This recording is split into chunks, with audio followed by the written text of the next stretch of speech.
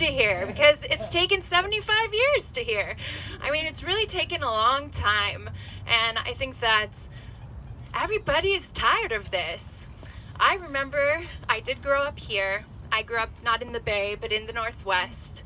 I grew up in the Jewish community, and I remember when Rabin was killed, and I remember 9/11, and I remember living in this endless war machine here in the United States. And the pain of that, and the pain of knowing that our tax dollars go to kill lots of children in all the Middle East. You know, in the Middle East today, in the past decade, we've lost cities like New York and San Francisco. There's not Damascus and Sana'a, a place of huge archaeological and human heritage is just gone.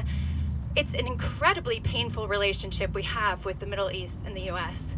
And Palestinians have been the ones who have gone with me on the long journey from my incredibly racist American mind and my terrified, vulnerable, victimized Jewish self to find a way into really feeling a deep compassion, love, and connection for everyone.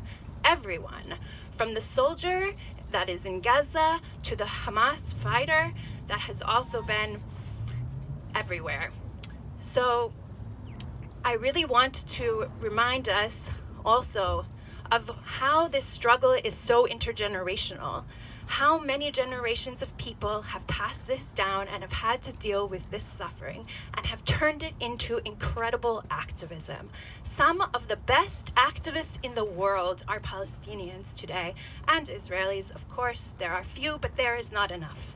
There is not enough people in the United States and in Israel whose lives are dedicated to ending these horrific crimes. Yes, yes. And it's sad. It's sad that our children lose their humanity to be a part of this political story. But when we see them grow, and what we see from my beloved friends, all throughout Palestine and Israel, but particularly, I will just tell you, like in the West Bank, because I spent so much time there, and I had to leave because of the viciousness of the settlers. It is, and the viciousness of the army, and the ongoing dismantling not only of people's lives but their minds and their bodies and their spaces. You cannot grow up and live a healthy life in those conditions, not in Gaza and not in the West Bank. And so when we go to judge everyone, we have to remember the system that has created so much pain and so much racism and so much hatred. And look to the person that you don't know next to you and know that you are just as close to that person as you are to the person in Gaza and to the person in West Bank, and that we are all so deeply, deeply connected. Commit yourself, commit your life, commit the lives of your family members and your friends and your communities. Give what you have in this insane capitalist situation in which your time is so little, but your money so great. Commit to others, and commit to yourself. That reminds me of Mahmoud Darwish. Look at his poem about others. That's a beautiful one.